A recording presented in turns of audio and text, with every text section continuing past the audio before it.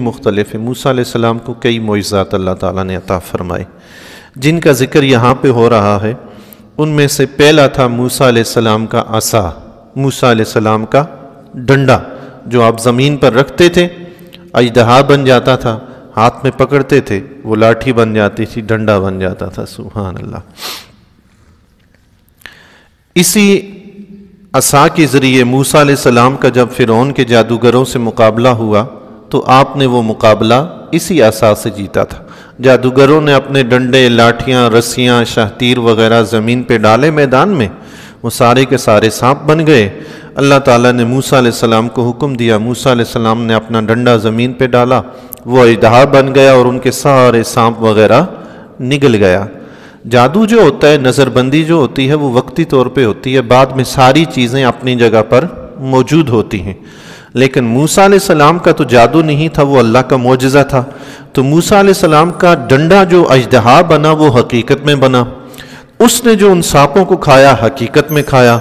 جب وہ میدان ختم ہو گیا، جادوگروں نے دیکھا کہ اگر جادو ہوتا تو ہمارے ڈنڈے اور لاٹھیاں اور یہ ساری چیزیں تو موجود ہوتی، لیکن کوئی ایک بھی موجود نہیں ہے۔ اس کا مطلب ہے موسیٰ علیہ السلام حق پر ہیں، وہ اسی وقت ایمان لے آئے۔ سبحان اللہ۔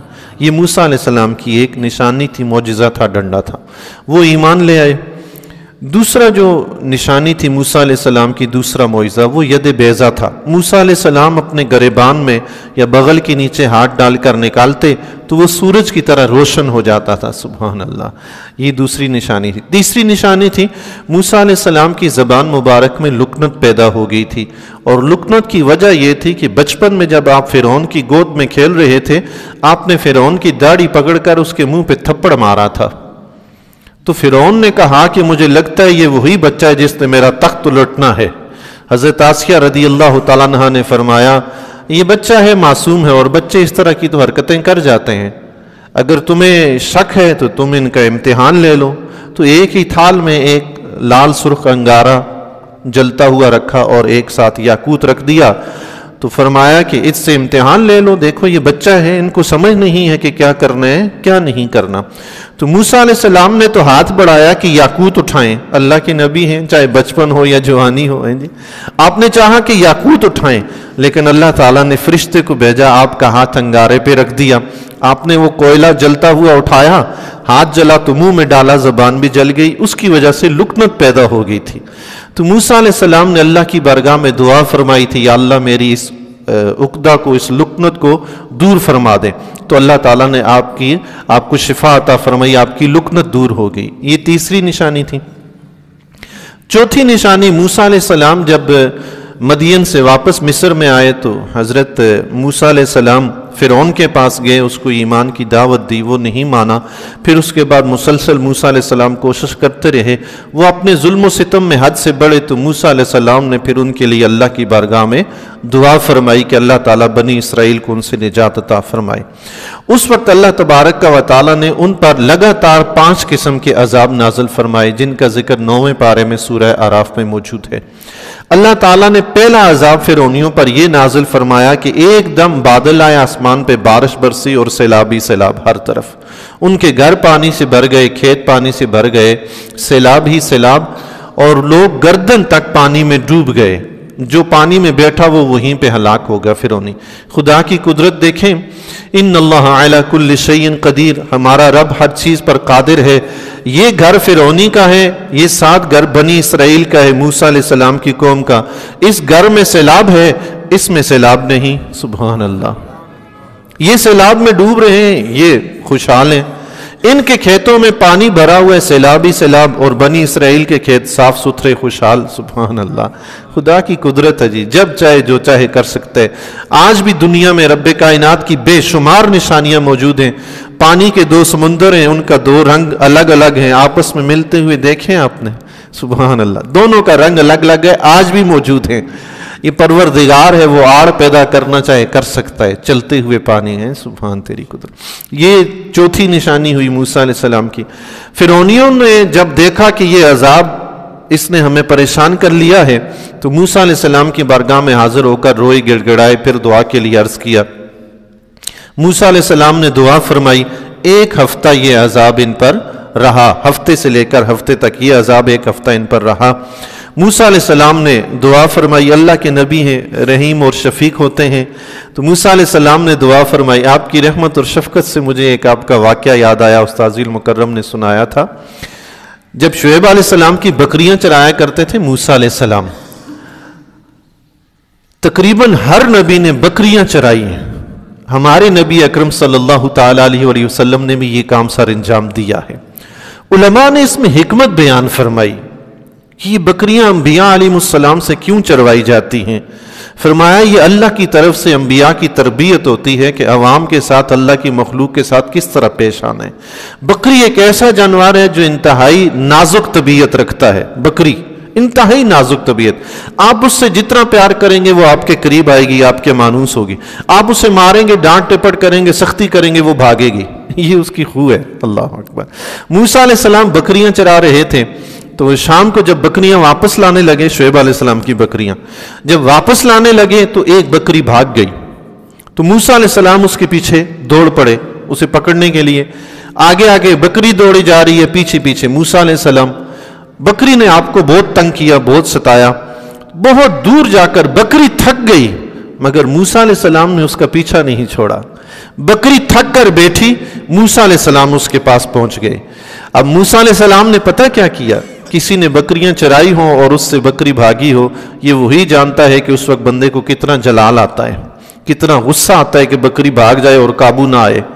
تو موسیٰ علیہ السلام جب بکری کے پاس پہنچے تو موسیٰ علیہ السلام نے بکری پہ اپنا دست شفقت پھیرا اور فرمایا تجھے میری فکر نہ تھی تو کوئی مسئلہ نہیں، تمہیں اپنی بھی فکر نہیں کہ رات کو تمہیں کوئی بھیڑیا کھا جائے گا۔ اللہ اکبر، سبحان اللہ۔ بکری پہ دست شفقت پھیرا اور پکڑ کے واپس لائے، سبحان اللہ۔ یہ انبیاء کی رحمت اور شفقت ہوتی ہے، اللہ اکبر۔ تو موسیٰ علیہ السلام بھی اللہ کے نبی، رحیم نبی ہیں، تو آپ نے دعا فرما دی، اللہ نے ان کا وہ طوفان ٹال دیا۔ ایک مہینہ سکون سے گزرا، طوفان آیا، اس سے فصلیں وغیرہ تباہ ہوئی تھی، لیکن خدا کی قدرت ہے، یہ بات یاد رکھیے گا، اللہ تعالیٰ جب کسی پر مصیبت بھیج کر اس کی آزمائش کرتا ہے نا، اس کے بعد رب کریم اس کے لیے خوشحالی پیدا فرما دیتا ہے دوبارہ امتحان کے لیے، کہ اس بندے نے اس سے سبق حاصل کیا کہ نہیں کیا۔ تو فرعونیوں نے جب طوفان ختم ہو گیا، دیکھا فصلیں دوبارہ رب کائنات نے پہلے سے زیادہ لے لہا دی ہیں، سبحان اللہ، پہلے سے زیادہ اچھی فصلیں ہو گئی۔ انہوں نے کہا یہ تو ہمارے لیے اچھا تھا، یہ تو ایسے ہی ہم نے اس کی پریشانی ہوئی تو یہ تو ایسا تھا ویسا تھا، ایمان لانے سے منکر ہو گئے۔ اس کے بعد اللہ تبارک و تعالیٰ نے طوفان کے بعد ٹڈیوں کا عذاب بھیجا، ٹڈیوں کے جھنڈ آئے، ان کے گھروں میں داخل ہو گئے، فصلوں میں تباہ و برباد کر دیا سب کو کھا کر۔ ایک ہفتہ تک یہ بھی طوفان رہا، یہ عذاب بھی رہا۔ موسیٰ علیہ السلام کی بارگاہ میں پھر حاضر ہوئے، عرض کرنے لگے اب ہم ایمان لے آئیں گے، رب سے دعا کریں یہ عذاب ہم سے اٹھائے۔ موسیٰ علیہ السلام نے پھر شفقت فرمائی، پھر دعا کر دی، اللہ نے یہ عذاب بھی ٹال دیا۔ ایک مہینہ گزرا تھا، وہ پھر مکر گئے۔ ایک مہینے کے بعد اللہ تعالیٰ نے انہیں اب تیسرے عذاب میں مبتلا فرمایا۔ وہ ایک کیڑا تھا، گھن جو اناج میں لگ جاتا ہے، اناج کو کھا جاتا ہے۔ بعض مفسرین کرام نے فرمایا کہ کوئی اور کیڑا تھا جو ان کے بدن میں، بالوں میں گھس جاتا، فصلوں میں گھس جاتا، فصل بھی چٹ کر گیا اور ان کے جسم کے بال بھی چٹ گیا، حتیٰ کہ بھویں وغیرہ بھی صاف کر گیا، اور کاٹتا تھا، نہ وہ سو سکتے تھے نہ آرام کر سکتے تھے، بالکل تنگ آئے۔ تو پھر موسیٰ علیہ السلام کی بارگاہ میں حاضر ہوئے، پھر ایمان کا وعدہ کیا، دعا کا عرض کیا۔ موسیٰ علیہ السلام نے دوبارہ پھر دعا کی، اللہ تعالیٰ نے یہ تیسرا عذاب بھی ٹال دیا۔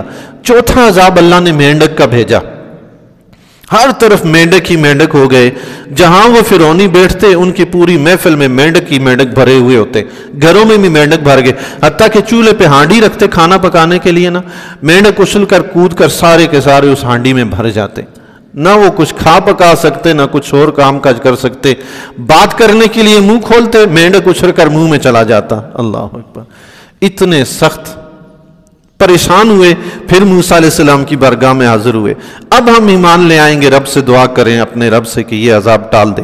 موسیٰ علیہ السلام نے چوتھی بار پھر دعا فرما دی، اللہ نے یہ چوتھا عذاب بھی ٹال دیا۔ مہینہ گزرا تھا، یہ پھر ایمان نہیں لائے، مکر گئے۔ مہینے کے بعد اللہ تبارک و تعالیٰ نے پانچواں عذاب بھیجا، یہ آخری عذاب تھا ان پر۔ پانچواں عذاب بھیجا جو خون کا تھا، پانی خون بن گیا، ندی، نہر، نالے، چشمے، کنویں، ہر قسم کا پانی جو بھی تھا سب کا سب خون بن گیا۔ اب بنی اسرائیلی جو تھے، اللہ کا فضل و کرم دیکھیے، وہی کنواں ہے، بنی اسرائیل کے لیے پانی ہے اور فرعونیوں کے لیے خون ہے۔ اللہ اکبر۔ تو فرعون کے پاس فرعونی گئے، کہنے لگے کہ بہت پریشان ہیں، پینے کے لیے پانی نہیں ہے، کیا کریں؟ فرعون نے کہا جس برتن سے بنی اسرائیل والے پانی بھرتے ہیں تم بھی اسی برتن سے بھرو۔ انہوں نے ایسا کیا، موسیٰ علیہ السلام کی قوم والے پانی بھریں تو وہ پانی ہو، یہ اسی برتن سے پانی بھرے فرعونی تو وہ خون بن جائے۔ پریشان ہوئے، پھر فرعون کے پاس اب کیا کریں؟ کہنے لگا جس برتن سے بنی اسرائیل کے لوگ پانی پیتے ہیں اسی برتن سے منہ لگا کر پانی پیو۔ اب انہوں نے ایسا بھی کیا، بنی اسرائیل پانی پیئے تو وہ پانی ہو، وہی برتن منہ میں لگائیں تو وہ خون بن جائے۔ اب کیا کیا جائے؟ حتیٰ کہ روایت میں یہاں تک بھی آتا ہے کہ فرعونیوں نے بنی اسرائیل سے یہ بھی کہا کہ تم پانی اپنے منہ میں ڈال کے اپنے منہ سے میرے منہ میں ڈالو۔ خدا کا عذاب کیسا ہے، منہ میں کلی کرو۔ اللہ اکبر۔ آپ کلی ہی کرتے ہیں نا، نہیں پانی منہ میں ڈال کے تھوکتے ہیں، وہ تھوکنا ان کے فرعونیوں کے منہ میں تھا۔ اگر تھوڑی سی بھی عقل ہوتی تو انسان بن جاتے، سمجھ جاتے، مگر نہیں تھی۔ خدا کی قدرت تھی۔ آخر کار تنگ آ کر انہوں نے درختوں کا رس، چھال وغیرہ چوسنے شروع کیے تاکہ اس میں سے کچھ پانی نکلے۔ خدا کی قدرت، وہ بھی منہ میں جاتا تو خون بن جاتا۔ اللہ۔ پھر تنگ آئے، موسیٰ علیہ السلام کی بارگاہ میں حاضر ہوئے، وعدہ کیا اب کی بار پکا وعدہ ہے، ہم ایمان لے آئیں گے، رب سے دعا کریں گے عذاب ٹل دے۔ موسیٰ علیہ السلام نے 5ویں بار پھر دعا فرما دی۔ سبحان اللہ۔ وہ بار بار مکرتے جاتے ہیں، یہاں سے بار بار کرم ہوئے جا رہا ہے۔ سبحان اللہ۔ وہاں بار بار نافرمانیاں ہیں، دشمنی بڑھتی جاتی ہے، یہاں بار بار مہربانیاں ہو رہی ہیں۔ سبحان اللہ۔